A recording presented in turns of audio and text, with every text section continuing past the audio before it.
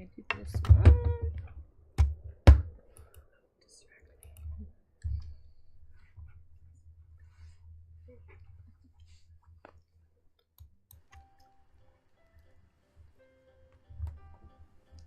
Oh, I had to put kids in there. Yeah, that's one of her kids.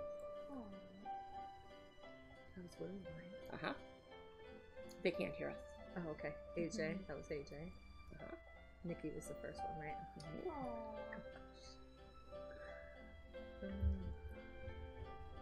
That is all your kids. That's some of my kids. Some of them. Hi, it's Tina Thompson here with Show Casa Love. We are sitting today with Rhonda Stubbs, the director of A Child's Place CASA. Hello. And we have Elizabeth Russell, and we'll be introducing her in a little bit.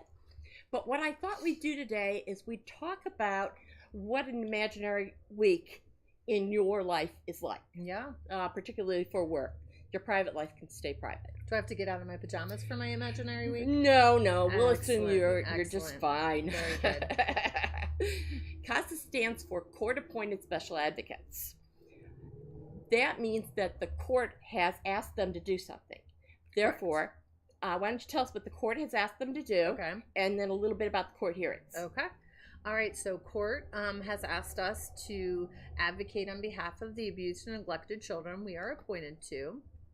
And so that means that we are to gather information on behalf of the court that has appointed us and report back to the court what we believe to be in those children's best interest. And so the volunteers prepare a court report to the court and update the court on how the kids are doing and what the kids would like, what they want.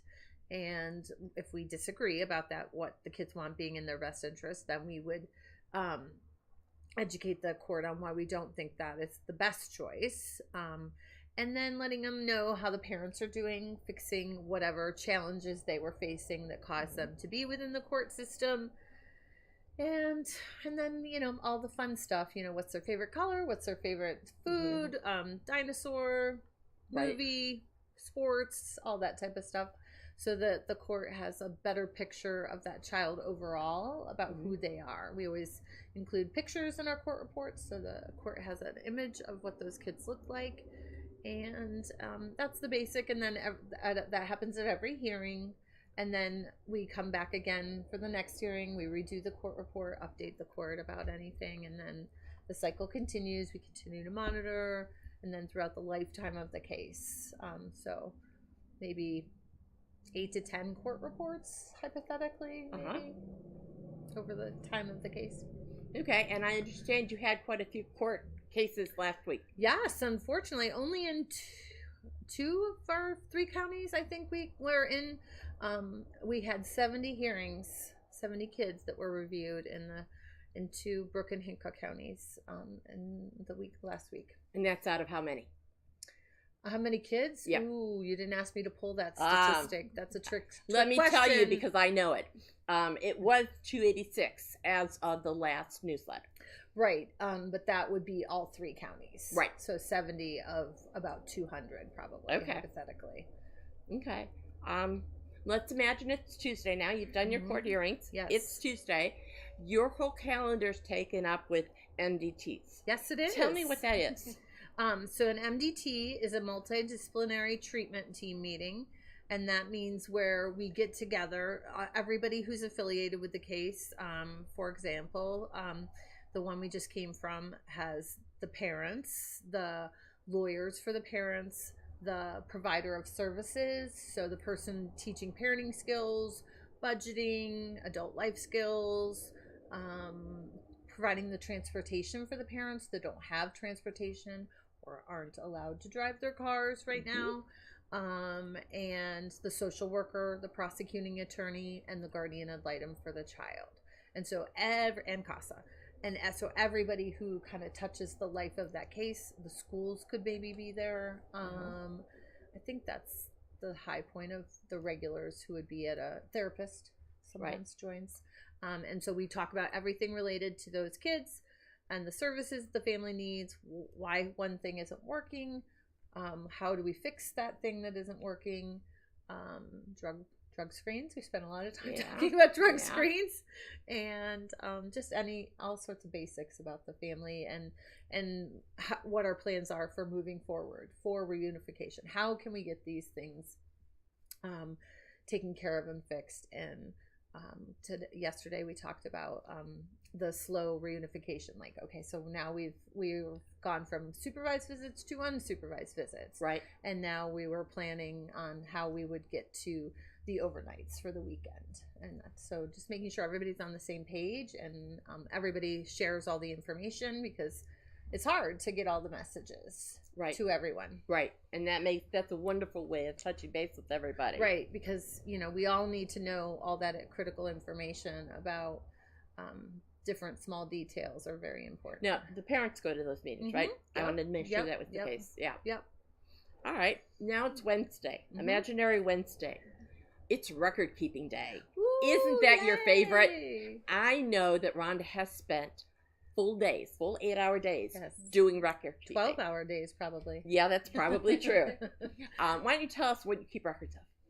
Well, we do thank you to everybody who donates, because that's one of our major record keeping things. We try to be very careful on making sure all the ins and outs financially of all the money coming in and all the money going out is recorded properly and scanned. We scan all the receipts and the checks and all the checks that are written out and the checks that are coming in for donations, and that everything is properly tracked. And then thank yous are created based upon all that, those records. And then, so tons and tons of time spent financially, making sure everything. And then I have to create grant reports about all of that for things that were grant funded, so that we can prove we spent the money properly.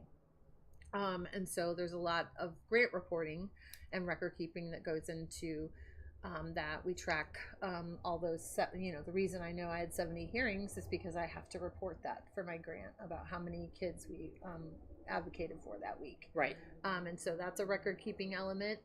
And then the files, the paper files for all the kids, and making sure we keep good track of everything that's gone on with all of our files and information, and because it's really important that we keep good records on the kids. Sometimes our kids unfortunately come back as still kids, and a couple of years go by and the problem might not have been fixed and they're back.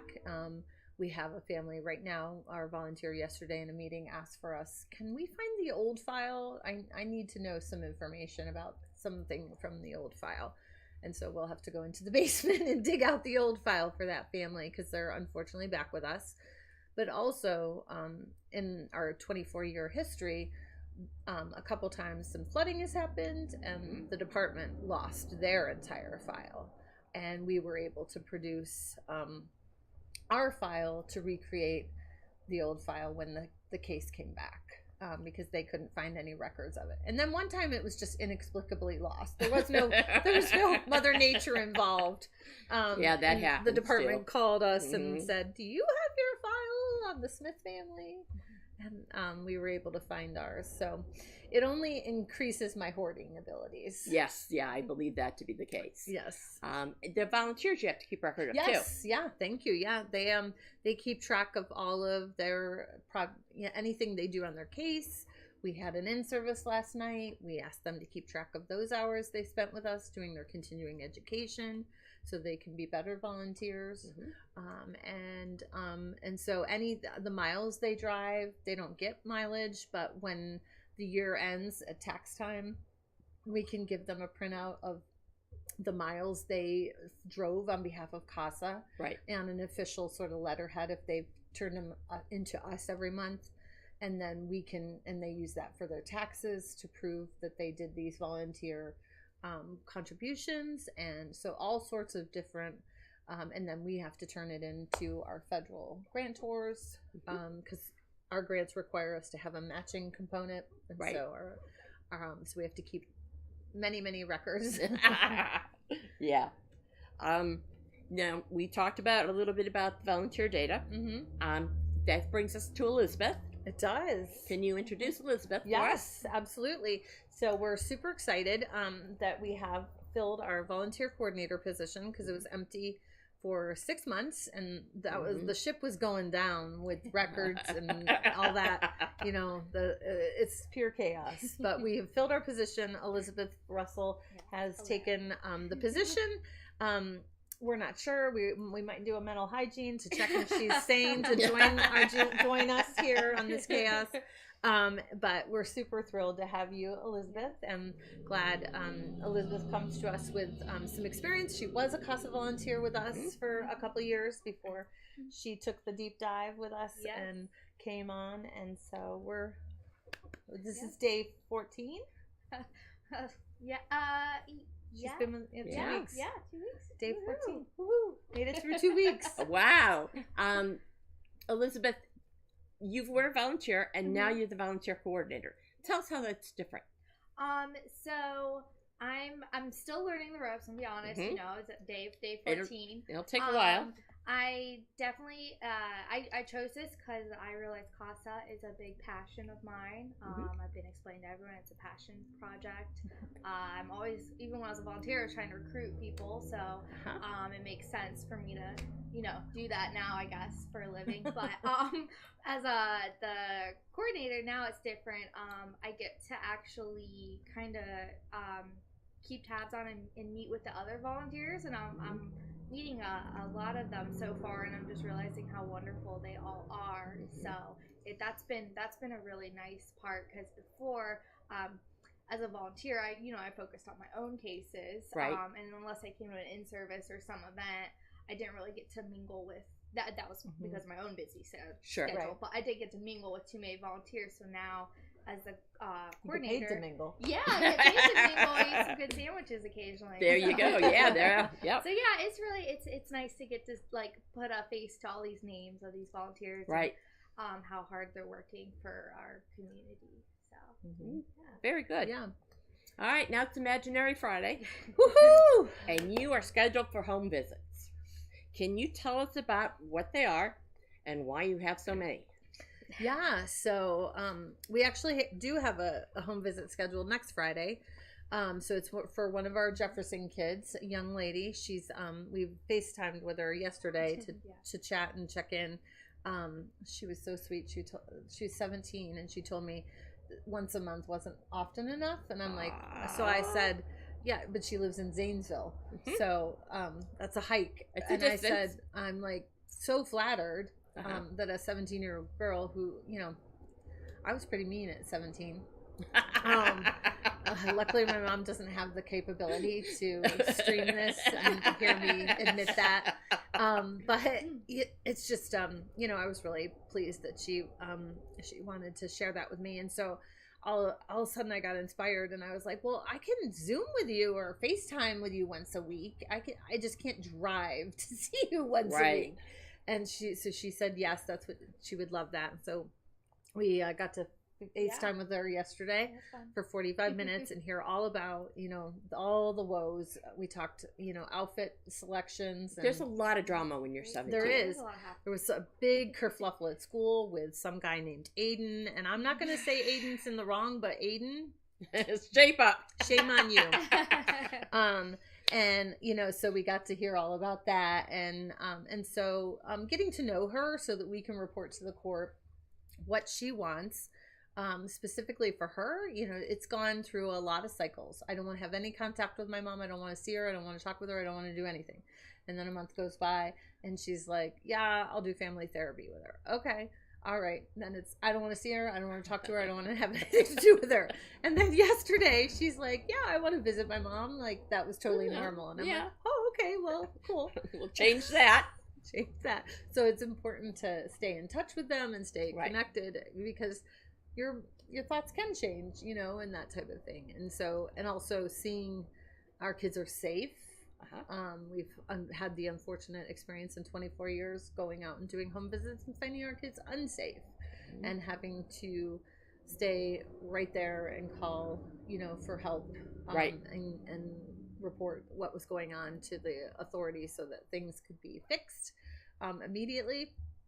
And so it's important to go out. We can't, somebody said recently that the volunteer said the foster parents don't need to be checked out. The social worker had told her that. Oh. She's like, oh no, we don't need to worry about that. They've been foster parents for a long time. Like that meant they were incapable of doing wrong.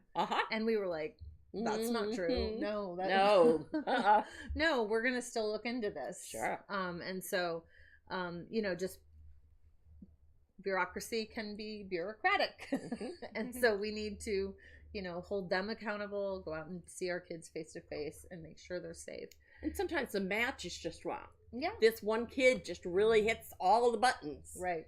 And that's what makes them unsafe. It's not the kid's fault. No, certainly. But at the same time, he doesn't need to be in that environment. Right. And they, being foster parents, they don't, unfortunately, kids don't come with an immediate, warm and fuzzy glow about them. That's true. Some of our kids are really rough around the edges because they have to survive for so long. And so they're not the most pleasant kids to be around sometimes. And we did a little walkthrough on Wednesday. If you guys want to go check that out, Wednesday's our discussion was about what foster kids go through. Yeah. And why they're not warm and fuzzy when they're coming to this great new house. Right. With all these great new people, with all their great new rules that they don't know anything about. Or foods. Oh, yeah, foods is a big thing. Yeah. And then there's the new school, and then there's, you pile so much on top of them. The sheets are different. Where is my pillow? This is not how my pillow is supposed to feel. Yeah, all of it is hard. Imagine being an adult, and being forced into that sort of a situation. Oh, absolutely. You would walk out. Yes, you would. And some of the kids try that too. Yes, we do have some runaways we've experienced. Yeah. So now, why do you have so many home visits that you have to do? Well, I have to do so many because we don't have enough CASA volunteers to go around, and in Ohio, all the kids were appointed to, we are their guardian ad litem, and so it's just social services and us. In West Virginia, we have another layer. It's the social worker, the guardian ad litem, and CASA. And so we monitor all those kids that are assigned to us that we don't have a volunteer for. But in Ohio, all of our kids that are assigned to us that we don't have a volunteer for, we staff serve those kids to make sure they're doing well and safe. Right. All right, so more volunteers. Yes, please. It's Imaginary Saturday. Because it's supposed to be the day off, right? We're supposed to have the weekend off. Always. But not you. Nope. You're working on fundraising. Yes. Tell us what you're working on. Well, depending on the week, we're organizing and scheduling events, working on finding for our Light of Hope event. We love to do that in April. And so finding the event, I think this year we'll be back at the fort. That has been a great location for our event. In Steubenville. Yes, in Steubenville. We've really enjoyed that location, and it's gone well for us, but making sure it's available and we've gotten all that red tape taken care of. Right. And so those types of things, writing a grant, those take hours and hours and hours, and making sure all my data is up to date. First, I have to do all my data entry. So luckily this is Saturday because I've already done all my data entry. Right. And making sure that's all in there and up to date and current so that I can pull down the reports to create the grant. And so making sure all the data about all of our kids, unfortunately, Brooke County, again, for the second year in a row, was at a all-time bizarre record high. So 69 new kids out of Brooke County in 2023. Wow. 2022 was 61 new kids, and that was a massively huge record for us. It was double what a normal number. Right. Well, we went up by more than 100 kids this year alone. Yeah. So unfortunately, we've got a lot of data to sort through and sift through to provide for the grant report writing. And then individual donations, making connections with donors and talking with them and helping them understand what we do so that hopefully they find value in it and provide a written check. If they don't want to become a volunteer, they can help out in that way. And so grant writing, individuals, Angel Roll, our lovely, lovely, lovely, wonderful Angel Roll donors who've been so good to us because I'm so knee deep in the chaos of being in a higher number, our angel roll donors, I haven't had a chance to send out reminders, and the checks just still keep coming in. They remember that they do remember that they owe us money, you know, because they've made a 5-year commitment. The angel roll donors are a 5-year commitment to our organization, and thank you for remembering, because we're too busy to remind. It's nice to have income you know is coming in, Yes. that you don't have to chase those dollars. Right, They're right. just coming in. Yeah. And then there are a couple of things you do as fundraisers that are really more about relationship building. Yes. And I'm thinking particularly the fairs and the bake sales. Yes, the fairs definitely is about being out in our community and connecting with people and helping educate them about what CASA does, and also while we're out there, you know, having a little bit of money flow in. Right. That's unrestricted dollars that we can utilize for whatever our families need or whatever our organization needs. And we've been looking at all of our technology to try to figure out, you know, do we have 3 functional devices for all of our staff to be able to utilize and function, because one of the ones Sean's using right now keeps crashing in the middle. Oh no, you know, and that type can't of thing. happen. No, because then he can't get the thank you notes out Right. for all the donors. Right, exactly. So yes, so having those fairs and connecting with our community and educating them, it's been a really big help, I think, over the years. We're not going to make you work on Sunday in our imaginary week, but we are going to ask you how people out there can help you help the kids. Well, I think becoming a CASA volunteer is just a really, really top-notch way to do it. You know, being able to get involved in the kids' lives, and our kids need good role models, and they need people who are willing to, like yesterday I was thinking about the young lady we met. You know, she was talking about how, you know, she doesn't think she's really she said, I don't know why anybody would like me. And she's one of the most delightful kids that I have interacted with in years.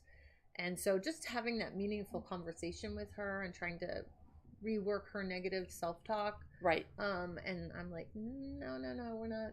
I have a whole list of things I like about you. I told her my list, you know, and then, you know, but it's been a lot of the conversations with her talking about, you know, she feels negatively about herself as her emotions go up roller and down. coaster. Yeah. And helping her and finding, you know, what she's good at and reminding her about what she's good at. And so I think that's really important for us to be able to spend time with our kids and help them find their way and find that they are all special and unique and important and worth people's time and attention. Right. That they're not throwaway kids. Some people think that they've been taught sometimes. Right. Oh, that absolutely. they are throwaway kids. And so, you know, we have about 285 kids that we're serving on any given day, unfortunately, right now. And all, you know, probably 75 of them are covered in some way, shape, or form. So there's a huge portion. It's a bigger portion that's unfortunately underserved. And we definitely want to fix that. Yep. And have big goals for our 25th anniversary about how to be doing better at that. And so... but there's also other ways to get involved other than the CASA volunteer. True form of volunteering, becoming a board member, as you know, is delightful. It is delightful. Actually, the meetings aren't bad. We only meet every other month. Yeah, we've for a short amount of time. After all these years, I think we've gotten it down a little bit. You know, now what we need to be doing and get in and get out type of thing. Right. But the communication goes on through email, through phone calls, through text, constantly. Yeah. So yeah. So becoming a board member, we're definitely too small of a board. I think we could do more if we had more people, right, you know, on deck to be helping with fundraising with the board, or just getting through projects more quickly, maybe, and that type of thing. Having more hands for the board members. If you don't feel like, a lot of people sometimes tell me they think they couldn't interact with a family that's done harm to a child, and so I try to guide them to becoming a board member. Right. And I was a volunteer for a small amount of time because I couldn't make it all better. I was too close to the situation, and that was too hard for me. Right. So being a board member allows me to help those people that are doing the work. Yes. Yeah. There's a hat for everyone. Yep. And Absolutely. and then just simple things, coming in and doing filing. Filing is a huge part of our backlog of things that need taken care of. If you love to clean, we would love to have you come in and vacuum. Like, there are so many different ways to help out. You know, if you don't feel like you could commit to the others, we would have a project helping us out at the fairs, helping us man our booths so that, you know, after a long week of all those projects, being out at the fair all weekend is hard. Right. So there's lots of different ways. Just call and if you happen to be an electrician or a plumber yes, or a contractor, we have a fabulous building that is about half done. Yeah. So that would be awesome. Yes, also, yeah, definitely. If you want to help out, we would definitely take help with that category of our world. Yeah, absolutely. So I think, did I cover I think that was everything, yeah. Small projects and the big projects? All the projects, yeah. There are you can also donate in kind. Yes. So paper, always looking for paper because everything gets printed out, everything, and goes in the paper file. Correct. I'm trying to think what else is on the list. Postage and cards for gas. And postage just went up again. It did. So if you can donate postage or gas cards, that would be awesome. Yes. And then around Christmas time, we collect for the kids. And it seems to me, and stop me if I'm wrong, it seems to me the younger kids are usually covered, but the older kids are hard. So we look for gift cards for them. Yes. Yeah. And that way they get to select what they want. Right. They love the gift cards. They do. When we come with gift cards. Yeah. It's hard to buy for a teenager that you know well. It is. Yeah. And then even harder to buy for somebody you don't know, but they definitely have figured out how to use a gift card. They know what they're doing there. All right. Well, thank you both for being here. Yeah, thank you. It was very informative. And hopefully we'll be getting a lot of response. Yeah. Today we are sponsored by thank you. LBRA, which is Lou Bernardi Registered Architect. So if you have an architectural need, give him a call. And Lori Raymond, who is with Harvey Goodman. I keep saying Harry, I don't know why. Harvey Goodman. And she is very, very, very easy to get a hold of and very competent. So give her a call. Great. Thank you so much. And I think for being the sponsors today, guys. Yeah, awesome. So they'll double whatever you give. So if you give 50, they have a matching amount. Yes. So that make it 100, which is really great. Yes, thank you. And you can see on our website, go.rallyup.com/showcasalove24, how it breaks down, how each child, to take care of a child for one day is roughly $3. So there's a lot of numbers there. You mentioned there was 24 years that CASA has been working with kids. Yes. And so $24 would be the annual amount or whatever. So go ahead and look and check out some different amounts and see if something tickles your fancy. Thank you so much, and we'll see you next time. Have a great day. Bye-bye. Oh, wait, I want to do this. I forgot about that.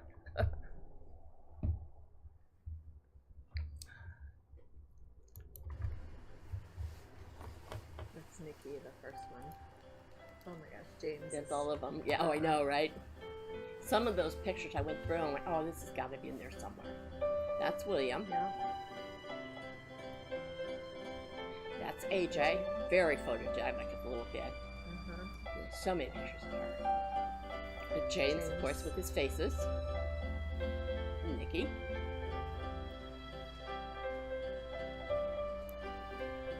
And that's Brandon on the bottom and Doug at the top. We got them as teenagers. Where's Levi? He didn't give me a brushing. Oh, okay.